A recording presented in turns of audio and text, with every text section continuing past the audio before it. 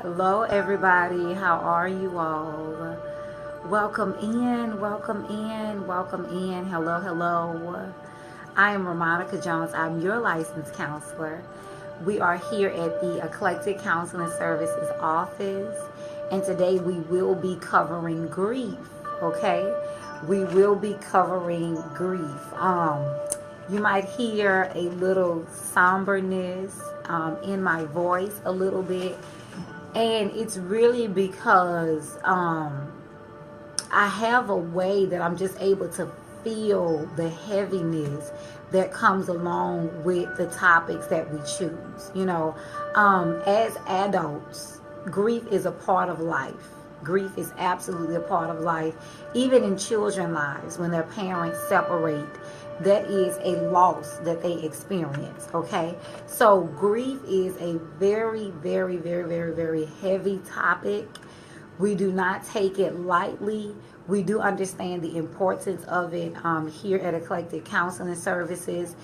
Grief is very important to discuss because we've had a lot of deaths lately. We've had a lot of young African American men that have lost their lives recently, even in the area of Alton Sterling. Hello, how are you all? We've had some police officers that have lost their lives. So our nation as a whole is in a state of mourning because we're in a state of, there's been murders, there's been killings, there has been a lot of grief associated with these news noteworthy stories and incidents. Okay, so one thing we're going to jump in, I just want to invite you all to just share this with whomever that you might know. Hello, how are you, Godchild? God bless you. Thank you. Yes, ma'am, good to see you. Thank you, lady, for coming in. I appreciate you for sharing that, Miss Quantica. I'm excited and looking forward to working with you. Thank you.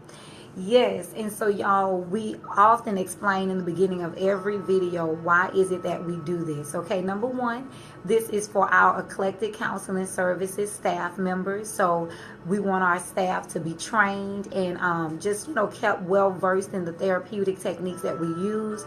This can be for any person out there that has been experiencing grief, or if you have a friend that is experiencing grief and that person might be leaning on you for support.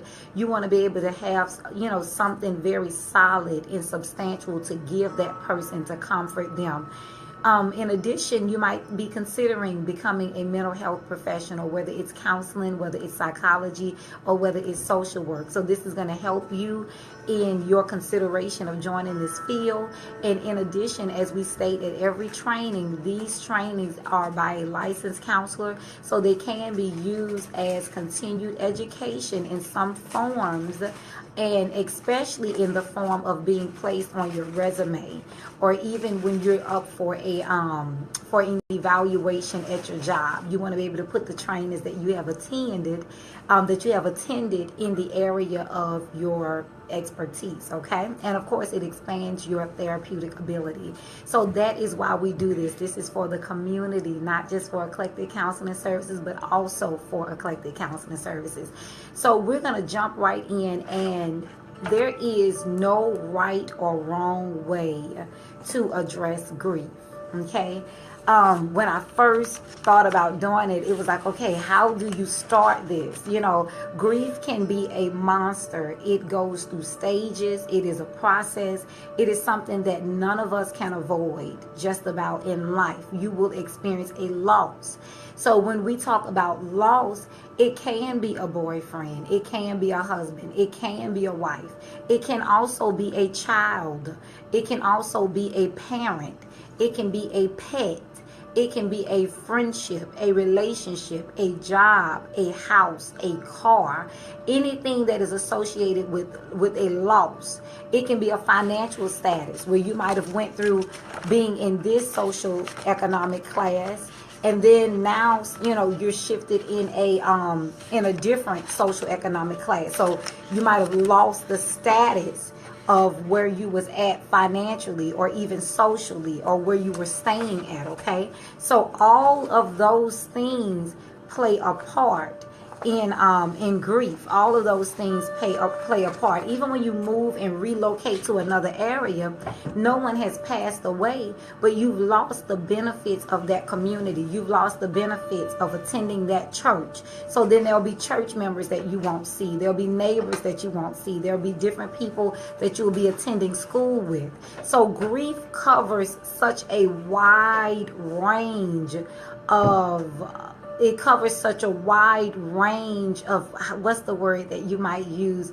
You might say of entities. It covers relationship, people, animal, houses, cars. It covers a lot. So because it covers a lot, it's very difficult to figure out how to grieve. You know, you will grieve differently if you lost a child opposed to if you lost a parent.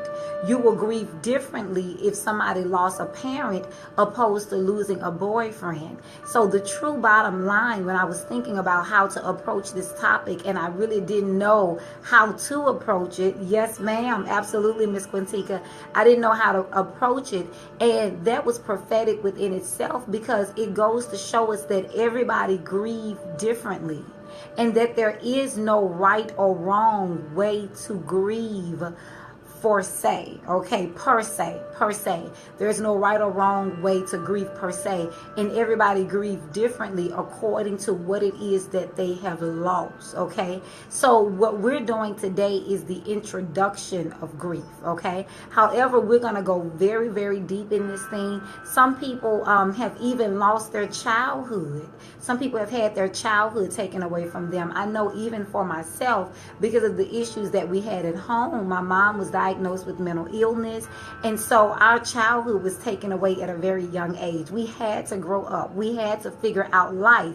So going from one stage in your life to another is a loss. It could be a health issue. It could be losing, your vision is not as strong as it used to be. So if somebody having a health issue, then they've lost their ability to do things in their body as easily as they used to be able to do it. And so that is a loss. And a lot of men go through grief when they suffer a heart attack or a stroke. A lot of our men are very strong. They're very robust. So when they began to lose that strength, absolutely, yes, it is. Yes, ma'am, Miss Quintica. So when men began to lose that strength and they're not able to pick up things like they used to, and they're getting older, so they may not be able to cut that grass like they used to, a lot of men become bitter because their youth used to define them. They used to brag about how they could cut the grass, how they could run a mile, how they could pick up heavy weights, or how they could move furniture in their house. And when they get older, they begin to grieve their youth because they've lost that youthful or that healthy ability. Okay, so grief comes in all different forms, even in terms of grieving the loss of self. We definitely have to get into that. We definitely have to get into that. And that is where this training will definitely be going, in that direction. So we have a lot of plateaus that we're going to hit in this grieving training. Amen. And so even there's different stages in life. A person might have went from marital to divorce, or they might have went from single to being married. And so they've lost that ability to just up and go whenever they feel like it, or up and do whatever they want to do, or spend their money how they want to spend it, because life has a way of transitioning. And as we transition from going to school to graduating from school, so we no longer have those friends, we no longer have those teachers, from being an independent person to becoming a mother, so you kind of have or even becoming a father, so you've kind of transitioned from just thinking about yourself to where now you are a mother, now you are a father, so you have other people to think of. So there's often a sense of loss of how things used to be. So grief, as you all can see in the very beginning, we are explaining what grief is.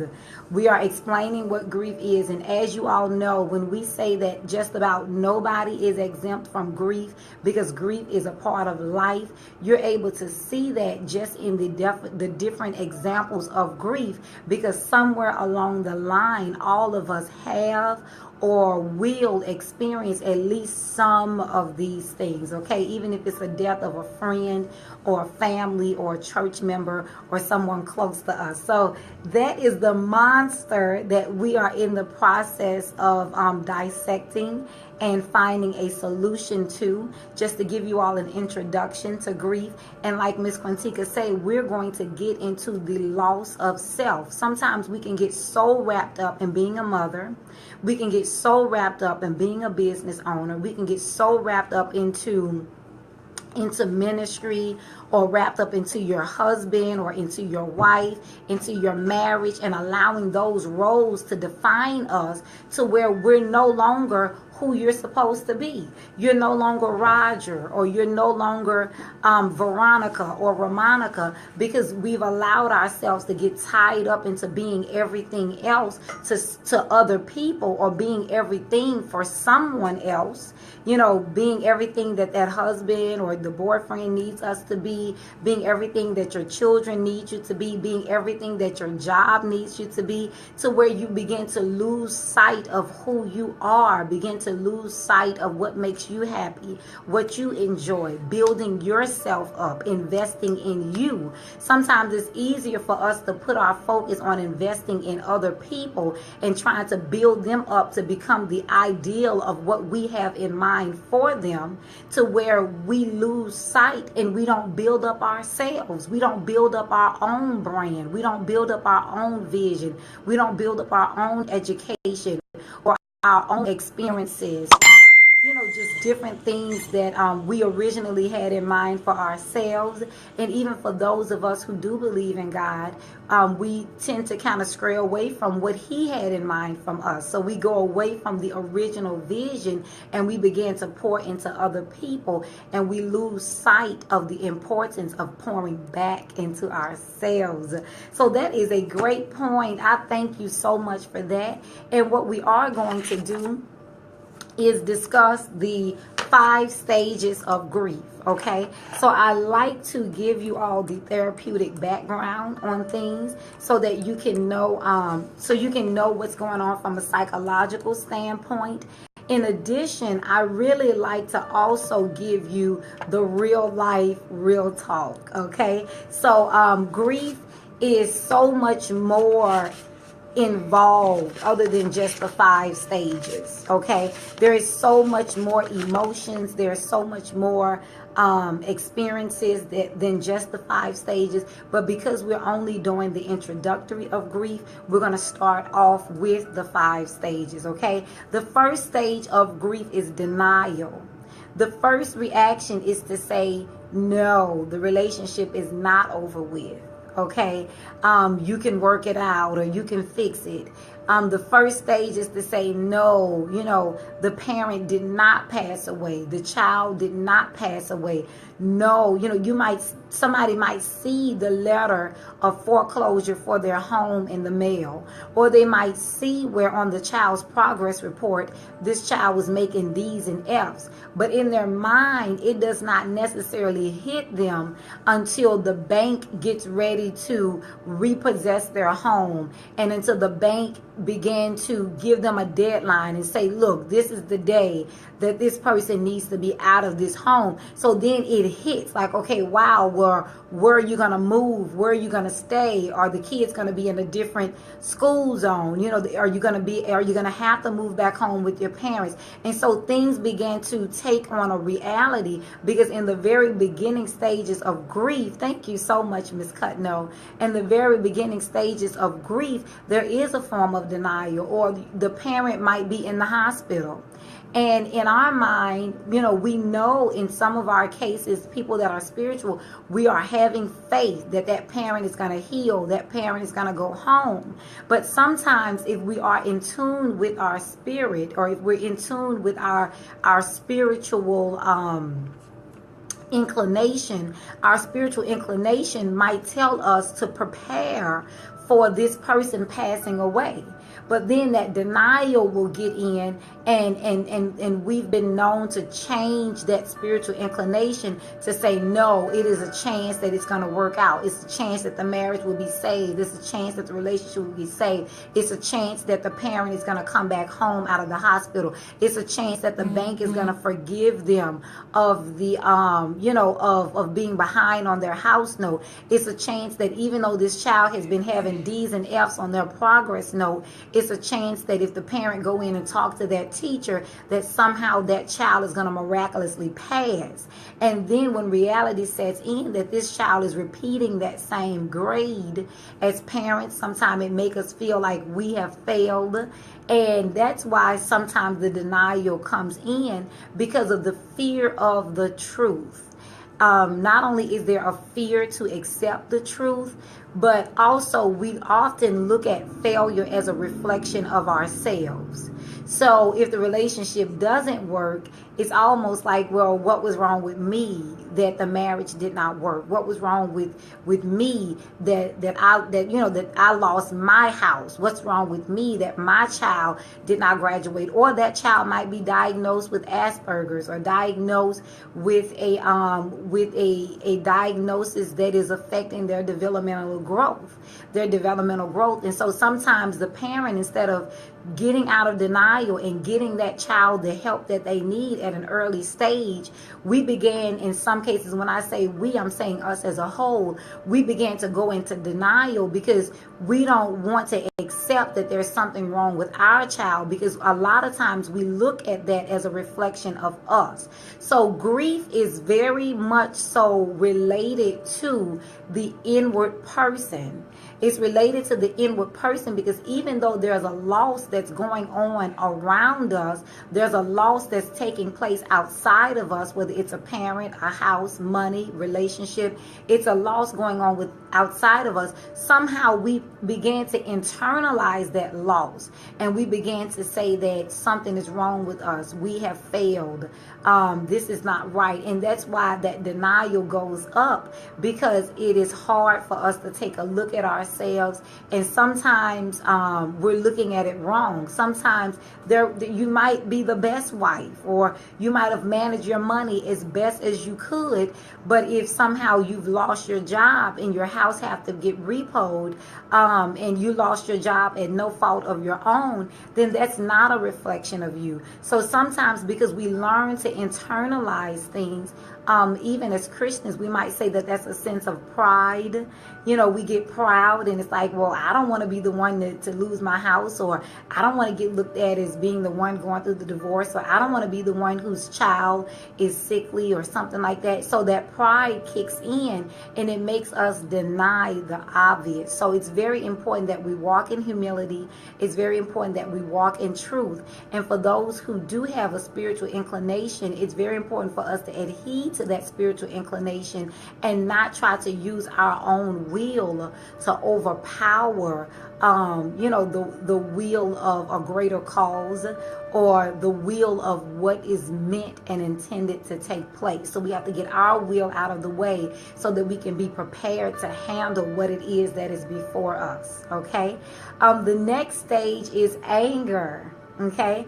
According to Kubler-Ross, and it is a psychologist, someone in the psychology field. He said that the next stage was anger. Okay, so we have a few pictures that I want you all to tune in and look at as it relates to anger. So the next stage is anger, y'all. The next stage is anger. The reason why anger takes place, it's amazing that is the next step, because the reason that anger takes place is because we are so used to having our will. We're so used to thinking that life is going to go the way we want it to go. We're going to marry who we want to marry. Our child is going to be the way that we've always envisioned that our children would be, that we would always make this amount of money every year, and that, we would not be the ones to lose our job. And so we have a sense of control of our life. We have a sense of being very willful. Our will is going to be done in terms of how we live and when we graduate from school and how life go. And the truth of the matter is that you can will for something as much as you desire, but if that is not written in your life story, it's gonna leave you angry when you've been believing for something or fighting for something and you've willed for this thing. It's gonna leave you angry and disappointed when the opposite of that happens. Okay, so it kind of smooths right into it, how we talked about people being in denial because of their pride. Yes, what we see as unfulfilled expectations. Oh my gosh, now you preaching, Miss Quantica. I need you to be sitting right next to me. It is so very true. Unfulfilled expectations. Thank you so much for that input. And that's exactly what it is, because we don't expect to lose our mother at this age. We don't expect to be divorced and middle-aged or 50 years old. We don't expect to for our child to get that diagnosis. So we have this grandiose fantasy in our mind of how life is going to be. And when life takes a turn of its own, because life, absolutely life has its own formula. You know, it's kind of like chemists that put different things together, and these chemists, they know exactly what formulas to put together, and when they put those things together, a certain solution is created, a certain response takes place. And so sometimes in life has a formula of its own. It has a path of its own, and we cannot control it. So when we get so puffed up in pride that, you know, I'm not going to be the one to lose my house, or I'm not going to be the person, and then we go into a state of denial. Well, no, that's not my child, or no, that's not my situation. When we get into that pride and in that denial, it leads right into anger when we realize that there is nothing that we can do that can keep that relationship together. You can get angry when you realize it is nothing that you can do to reverse the genetic genes or whatever the genetic disposition of that child's illness or that child's condition. We get very angry because it's a loss of control. And anytime people that are very controlling, anytime when they lose control, anger is a very normal response, because anger is a response for fear. Okay, so that means that you're scared because you didn't plan on being divorced at that age. Okay, that means that you're scared because this child, you might look at this child as this is a negative reflection of you, or how you're going to have the resources to raise this child. So fear kind of gives way into anger, and we become very aggressive because we cannot get in front of it. We cannot stop it. We cannot control it. So we're forced to go with it, even against our own will. Okay. The very third point is bargaining. And we're going to be very brief today because we're going to chew on grief for quite some time, because there are so many different layers of this vast entity, and we want to cover as many of those layers as possible, or as many entities of grief as possible. Okay, amen. So the third one is bargaining. As Kubler-Ross states, bargaining is when that person, so to speak, get with someone that they feel is higher than them. In terms of Christians, it would be bargaining to God. Okay, so if you believe in God, then that person might say, well, God, if you send, you know, my child back, and I'm saying, you know, my, in terms of representing all of us as a whole, that person may say, well, God, if you heal my mother, or if you heal my child, if you send my child back, then I will live for you all the days of my life. And you know, so we get into bargaining. Okay, and bargaining might have worked for some people. You know, there might be some people that have a testimony right now, and they might have said, well, God, look, if you know, stop my car from going over this bridge, or if you save me out of this car accident, God, I'll stop doing drugs, you know, and something like that. And maybe their car supernaturally stopped, and then right away they never went back to getting high or drinking again and driving. So that just hit them, and it was the healing point for them. But in a lot of cases, you all, in a lot of cases, bargaining is not necessarily the solution. In some cases, bargaining can even be looked at as manipulation. Okay, and I know that that is harsh, and I know that, at some point in our lives we probably have all bargained, like, Mom, if you don't punish me this time, if you let me slide, well, guess what, I'm not going to do it again. Okay, so it is looked at as manipulation because it is still us trying to fight to control what happens in our life.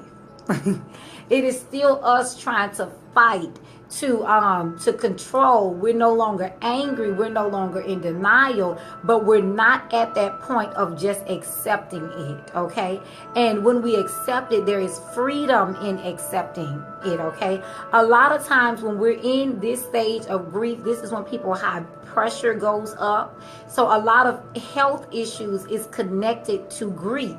It's connected to grief. A lot of people get high blood pressure. A lot of people might begin to suffer from diabetes.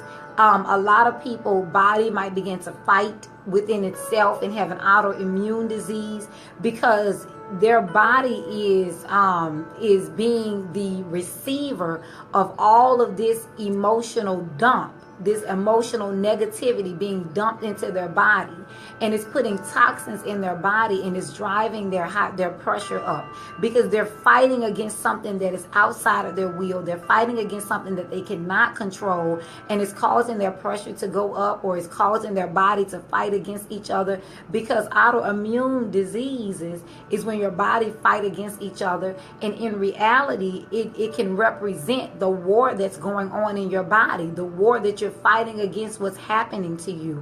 And so a lot of times we have to be very careful that we don't allow our health to be affected by the grief that we experience. A lot of scientists have even said in the area of breast cancer, they did a test, and it is a very high correlation that a lot of women that have suffered from breast cancer, they have actually been rejected by a man. A lot of these women have experienced divorces. And so because that is their part of their body that is nurturing, that is the part of their body that is givers, you might even look at it as a sexual part of their body. So because that man has rejected them physically or rejected them in their emotions, then the scientists say that there is turmoil that takes place in that area, and it creates unhealthy cells that grow and can become cancer as well as tumors in that part of that woman's body. So I do invite you to do your own research on that. That is just a lot of cutting edge knowledge that have just made its way into science, where we're realizing that our emotions is connected, that our mind and our will and our emotions is connected to our health as well as our physical state. Okay, so I invite you all to do your research on that, and I will hopefully have a website that you all will be able to go to where you can look at that in more detail, because it seems far-fetched until you actually have a doctor that is looking in on the health issues and comparing it to their patient's emotional state, and they're realizing that that patient's emotional state is very connected to their physical health. So that's why it's very important that we handle grief as well as possible, even though there is no set way, and there is often per se no right or no wrong way to do it. Okay, so bargaining can be looked at as manipulation. As we stated before, we're going to be moving right on to depression on this, so we're not going to be there long, but we have to look at it in terms of bargaining can be looked at as manipulation, because if a child breaks their curfew, okay, and they began to tell their mom, well, Mom, don't punish me because I'm going to wash the dishes for the whole week. Mom, don't punish me, I'll do extra chores. That is that child avoiding the repercussion of their actions. So it can be manipulation. Now, it doesn't sound like manipulation because the child is offering something good that they know their parent is going to want. And that's where the manipulation comes in at, because they know not to manipulate their parent for something that's not right. right? They're not going to tell their mom, well, mom, if you let me get away with breaking curfew today, then that way I'm not going to break it on Thursdays. I'm just going to break it every Friday. They're not going to tell their mom that because they know that that's not going to work. So they bargain with her to manipulate her, to get her in on something that she likes, to get her in on something that's going to work with her. And then they're able to escape the consequences of their behavior. And bargaining can be looked at like that in life. Sometimes that's just the direction that our life is supposed to go in. Sometimes that is just, if you believe in a higher being, me as a Christian, I believe in God. Sometimes that's just the will of God. And what I have found in my own personal experience is that I cannot manipulate God, because he is God. So if he says that this friendship is going to be brought to a close, if he says that this job opportunity is going to be closed, I'm not at liberty to fight against him or bargain with him or manipulate him or offer him something good to take away what I feel is something bad. You know, I have come to learn to just surrender because I trust his judgment in all areas of my life. Amen. And so moving right along, our next phase is depression. Yes, our next phase is depression. Let's take a good look at that. And when we've lost something, it just kind of makes us want to just shut down. It is heartbreaking. A lot of times it is unexpected. A lot of times we begin to blame ourselves. We begin to have regrets. What if we would have spent more time with our mom? What if we would not have put our career before our marriage? What if we would have eaten healthy when we were raising our child? What if we would have maybe catered to that other person's needs more? What if we would have studied more, you know, before the college decided to fail us? So, you know, sometimes we want the danger of this also. As you can see in this picture, this person is just closed up. They just shut down. You know, we close the world off. We go into a shell. You know, we feel hurt. We feel shell shocked. And that, you know, is a natural response. It's a very natural response. But we also have to look at it too, that a lot of times our healing is in each other. Our healing is in our spirituality. Our healing might be in confiding to another person who has lost their parent, or another person who has lost their marriage, or lost their child, or lost their home. And so when we connect with each other, then we can understand that, you know what, you're not the young girl or the woman or the man or the boy that's in that room by yourself, as if you're the only person that has experienced what it is that you're going through. When you, as a therapist, I understand that many of our life stories are the same in one form, one shape, one fashion. You know, it may not be the exact same pain, but it might, you know, the pain that you experience in one area, I might have experienced it in a different area. You know, for me, it might have been my childhood. For you, it might be something else. But loss is loss, and we can all share in and just helping to heal each other, and at the very least comfort each other, and knowing that we have all experienced grief, because it is a part of life. So you don't have to shut in. You don't have to feel like you're the only one. You don't have to internalize it. You don't have to be embarrassed. You don't have to be ashamed. You don't have to be defeated. You don't have to be in fear. You don't have to be angry, because if something is given up, if something is lost, most of the time, if you would go with the process, you will realize it is because life has something greater for you. But it's the process that is difficult. A lot of times when people first experience loss, they do experience depression. And we know as clinicians that what comes along with depression is a change in your sleeping habits. A lot of us either oversleep because we don't want to deal with the issues. We don't want to wake up and face the loss. of what it is that we're dealing with. If you were in a relationship, you might have spent time with that person in your home. So you're looking at the sofa like, oh my goodness, that's where we used to watch movies at.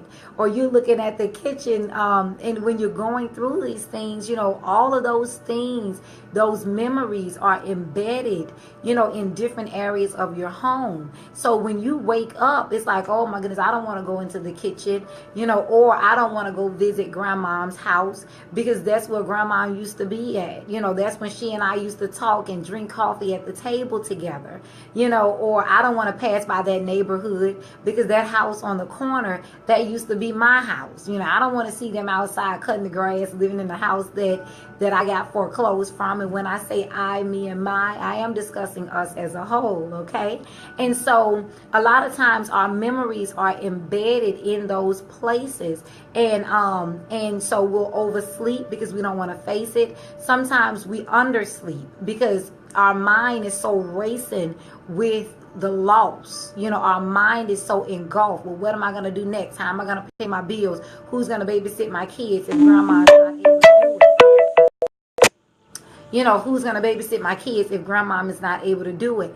And so we're so engulfed in the loss and what am I going to do, to where it's hard to quiet your mind so that you can go to sleep, okay? A lot of times our appetite changes. We might overeat for comfort, or we might undereat because we've lost our appetite. Sometimes, you just find yourself at a loss of energy. You're just lethargic. You don't feel like getting up to brush your teeth. You don't feel like combing your hair. You don't feel like going to get snowballs. You don't feel like communicating with your children or the people that are still there for you.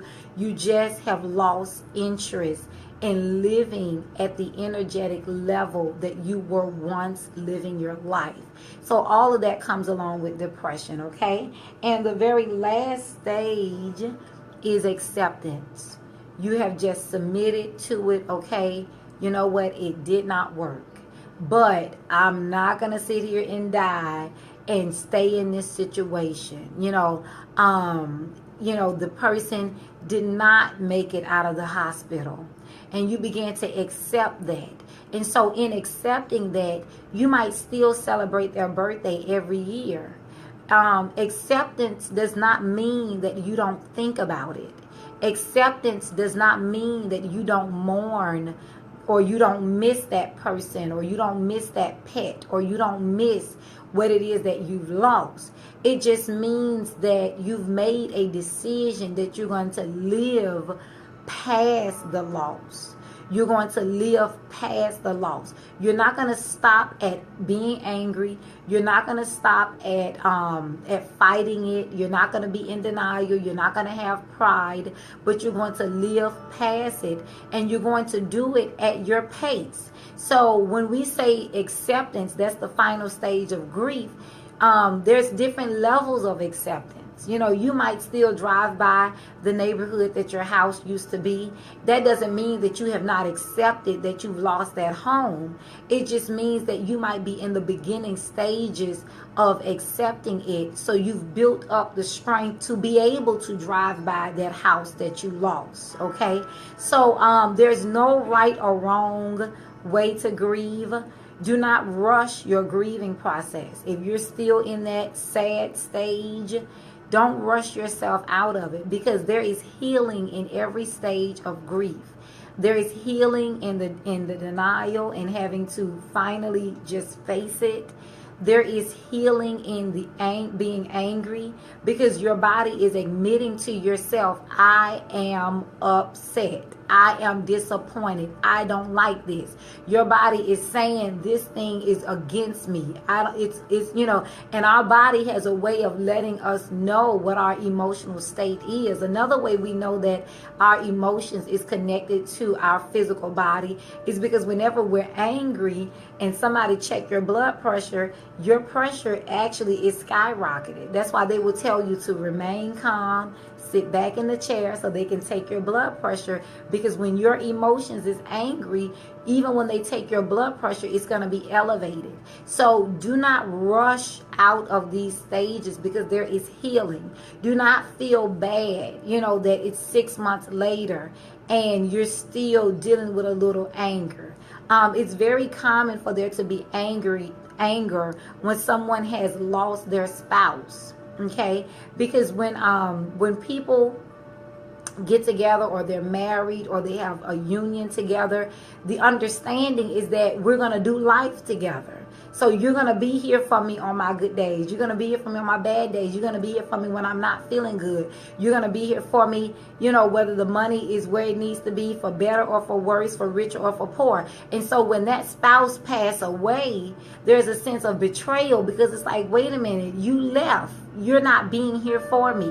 So that is a very common thing that spouses endure, and a common thought when someone loses their spouse. Okay, so in grief, do not rush yourself out of the process. There is no right or wrong way of doing it, and make sure that you get the fullness out of every stage of grief, because in every stage of grief, from the denial, the anger, the bargaining, the depression, as well as the acceptance, in every stage there is healing and there is growth that's going to allow you to go to the second stage. And when you get everything you need from that, you'll be able to go to the third. And when you get everything you need from the third, you'll be able to go to the fourth. And when you get everything you need from the fourth, you will be able to go to that stage of acceptance. And acceptance in the stages of grief does not happen overnight. And even acceptance is a process, okay? Because you might still go to that person's room and cry and remember when they used to be there. You might still visit their grave and put balloons out there. And just because you do that does not mean that you have not accepted the loss, okay? It does not mean that you have not accepted the loss. It just means that you're at different stages in accepting the loss. And one thing that I want to end with is, don't get in denial. Okay, sometimes we get in denial to say, oh no, that relationship didn't hurt me. Oh no, me losing that job, that didn't affect me. Oh, I can sit in here in this person's room, I'm good. And when we do that, the results of not grieving those different stages to the full capacity, when we cut those stages of grief off, when we do that, we're actually setting ourselves up for an emotional disorder. Okay?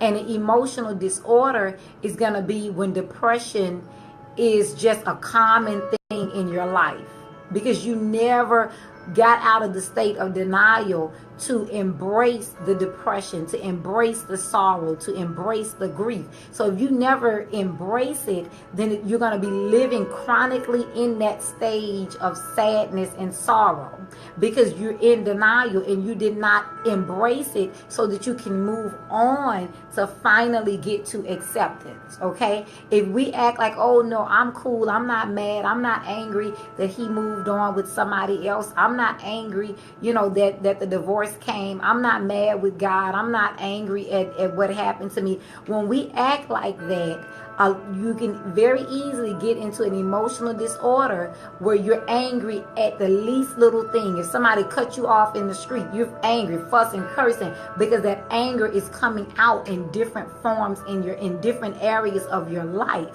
and it's coming out in different ways. So you might find yourself angry with your children and snapping on them because they left a napkin on the floor, when really you're angry at that loss. You're angry because the ending of that relationship, but because you're in denial and you're not allowing yourself to be angry, now you're stuck in an emotional stage of disturbance that is affecting your other relationships, that's affecting your job, that's affecting other areas of your life. And it also pushes people back away from you because you've not dealt with that anger that stemmed from that loss, okay?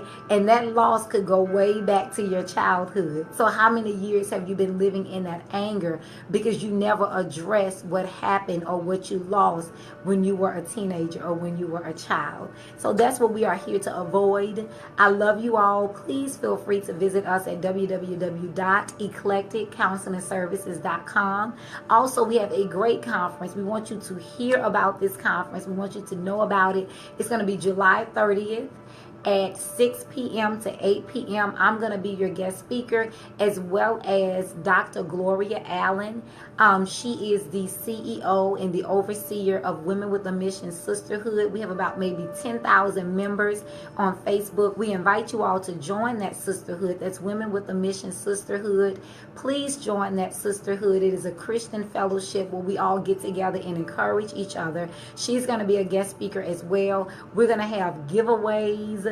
We're going to have gift certificates that we're going to be passing out. We're going to have food, a menu that we're going to be serving. We're going to have music, and all of it is going to be free. So we only want you to come out so that we can serve you, okay? That's going to be July the 30th from 6 p.m. to 8 p.m.